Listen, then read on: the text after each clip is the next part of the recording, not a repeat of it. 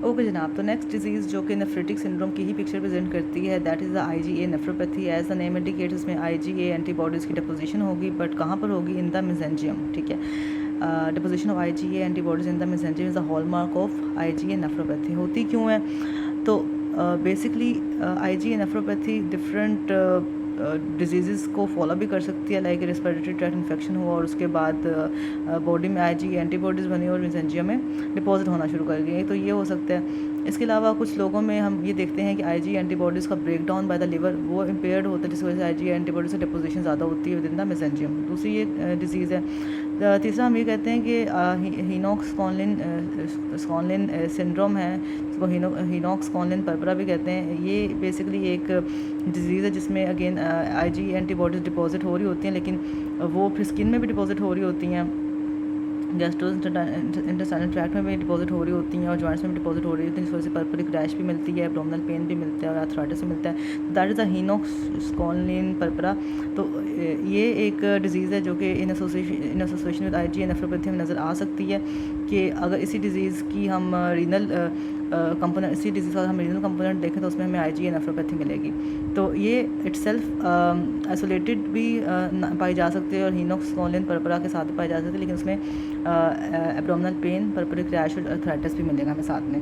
तो हमने ये देखा है कि अच्छा IgA नेफ्रोपैथी का जो क्लिनिकल एक वो पिक्चर होती है वो नेफ्रेटिक सिंड्रोम वाली होती है, मतलब हीमाचूरिया नज़र आता है यंग एज में, चिल्ड्रन में और यंग अडल्ट्स में। जो अगर हीमाचूरिया की एक इंपॉर्टेंट कॉज है तो वो IgA नेफ्रोपैथी है। सेकेंडली ये कि ये ऐसी डिजीज़ है जो हमें रीनल बायोप्सी पे पिक होती है। एक और डिजीज़ जो रीनल बायोप्सी पे पिक होती है वो हम देखेंगे, that is focal segmental glomerular nephrosis, sorry focal segmental glomerulosclerosis FSGS। ठीक है, वो भी एक और डिजीज़ है जो रीनल बायोप्सी पिक हो रही होती है और IgA नेफ्रोपैथी भी रीनल बायोप्सी पर ही पिक होती है। उसका सिम्टम ये है कि माइक्रोस्कोपिक या ग्रोस हेमाचूरिया मिलता है हमें उनमें, और 1 to 2 days after any upper respiratory tract infection या आफ्टर एनी वायरल इन्फेक्शन। उसमें होता ही है कि किसी भी इन्फेक्शन के नतीजे में ना बॉडी में IgA एंटीबॉडीज़ बन रही है, लेकिन वो एंटीबॉडीज़ क्या है? वो एबनॉर्मल है, such that they are glycosylated antibodies, glycosylated IgA1 या ग्लैक्टोज डेफिशिएंट IgA1। ये एबनॉर्मल एंटीबॉडीज़ होती हैं which are not broken down by the body और वो डिपॉजिट होती है विद इन द मेसेंजियम, और वहाँ जाकर वो क्या करती हैं? अच्छा, मेसेंजियम में डिपॉजिट होने की एक तो ये कॉज है कि ये एबनॉर्मल एंटीबॉडीज़ हैं, ठीक है, उनमें एक उनकी स्पेसिफिक फिजिको केमिकल फीचर्स हैं। सेकेंडली ये कि मेसेंजियम में ना रिसेप्टर भी होता है एंटीबॉडीज़ का, IgA1 रिसेप्टर, ठीक है, इसकी वजह से भी मेसेंजियम में डिपॉजिट हो रही हैं। डिपोजिशन के बाद डेफिनेटली वो कॉम्प्लीमेंट एक्टिवेशन करती हैं और अटैक कॉम्प्लेक्स बनाती हैं, जिसकी वजह से डेफिनेटली ग्लोमेरुलर नेफ्राइटिस सारे सिम्टम्स नज़र आते हैं हमें। और नेफ्रेटिक सिंड्रोम इसमें हो रहा होता है और इसका कोर्स भी कोई बहुत अच्छा नहीं होता इस डिजीज़ का, IgA नेफ्रोपैथी का। It can result in chronic kidney disease and then rapidly progressive glomerulonephritis, ठीक है, वो भी इसके नतीजे में रिजल्ट कर सकता है। और हमने रीज़न यही देखा है कि या तो हीनॉक्स स्कॉनलिन पर्परा के सेटिंग में हो रहा है, या फिर वायरल इन्फेक्शन के बाद हो रहा है, या फिर हम ये देखते हैं कि अगर hepatobiliary clearance of IgA complexes नहीं है तो सेकेंडरी IgA नेफ्रोपैथी भी हो सकती है, ठीक है। और हम ये देखते हैं कि जिन लोगों को ऑलरेडी कोई इम्यून डिजीज़ है, लाइक सीलिक डिजीज़ है, तो उनमें ऑलरेडी एंटीबॉडीज़ बन रही हैं, तो एंटीबॉडीज़ जब ज़्यादा बनती हैं तो उनमें से कुछ एबनॉर्मल हो जाती हैं, लेकिन उनकी ग्लाइकोसाइलेशन शुरू हो जाती है, जिसकी वजह से IgA नेफ्रोपैथी शुरू हो जाएगी। अब इसकी जो हमें माइक्रोस्कोपिक पिक्चर मिलेगी वो यही है कि सिंस ये मेसेंजियम में डिपॉजिट हो रही है तो हमें मेसेंजियल वाइडनिंग मिलती है, ठीक है। तो लाइट माइक्रोस्कोपी भी हमें क्या मिलेगी? मेसेंजियल वाइडनिंग मिल सकती है, ठीक है।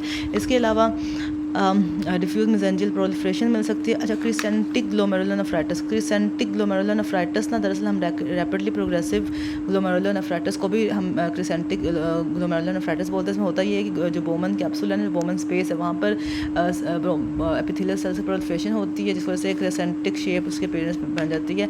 और ये एक फ़ीचर है रीनल फेलियर का, जब किडनी फेलियर में जा रही होती है, जब किडनी फंक्शन बिल्कुल अफेक्टेड होता है, या फिर हम इसको वो रैपिडली प्रोग्रेसिव ग्लोमेरुलोनेफ्राइटिस भी कहते हैं, तब हमें ये क्रिसेंटिक ग्लोमेरुलोनेफ्राइटिस मिलता है। तो यही एक फ़ीचर है IgA नेफ्रोपैथी, इसमें भी प्रोग्रेस कर सकती है, ठीक है।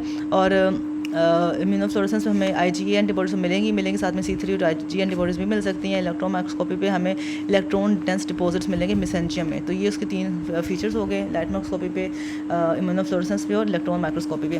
तो इनका फीचर यही है कि ग्रोथ हिमेचूरिया नज़र आता है, माइक्रोस्कोपिक हिमेचूरिया भी हो सकता है, और आफ्टर एन वायरल इन्फेक्शन ही फॉलो करता है, और कुछ दिन बाद सेटल हो जाता है, लेकिन पीरियडिकली किसी भी वायरल इन्फेक्शन के बाद दोबारा होना शुरू हो जाएगा। रीनल बायोप्सी पे पिक होता है, और रीनल बायोप्सी पे हमें क्या कुछ नजर आता है, क्या इसके क्लासिकल सिम्टम्स, उसमें मेसेंजियल प्रोलिफरेशन नजर आएगी, सेगमेंटल सेक्लेरोसिस नजर आएगा, एंडोकैपिलरी प्रोलिफरेशन नजर आएगी, और ट्यूबुलो इंटरस्टिशियल फाइब्रोसिस। ये 4 चीज़ें हैं क्या क्या? Diffuse mesangial proliferation, segmental sclerosis, endocapillary proliferation and tubulo interstitial fibrosis. ये चीज़ें हम नज़र आएंगी।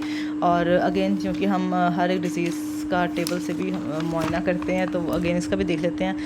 तो IgA नेफ्रोपैथी में हमें रिकरेंट हेमाचूरिया या प्रोटीनयूरिया मिलता है। IgA इम्यून कॉम्प्लेक्सेस हमें नजर आएंगे लाइट माइक्रोस्कोपी पे कंटेनिंग IgA, ठीक है। मेसेंजियल प्रोलिफरेशन नजर आएगी, एंडोकैपिलरी प्रोलिफरेशन नजर आएगी हमें, वो पैथोजेनेसिस, लाइट माइक्रोस्कोपी हमें क्या नजर आएगा? मेसेंजियल प्रोलिफरेशन नजर आएगी। इम्यूनोफ्लोरेसेंस में हमें as I told you IgA, IgG, C3 antibodies नजर आएंगी, और इलेक्ट्रॉन माइक्रोस्कोपी हमें मेसेंजियल हमें इलेक्ट्रॉन डेंस डिपॉजिट नजर आएंगे मेसेंजियल में, पैरामेसेंजियल एरिया में। तो that was all about IgA nephropathy.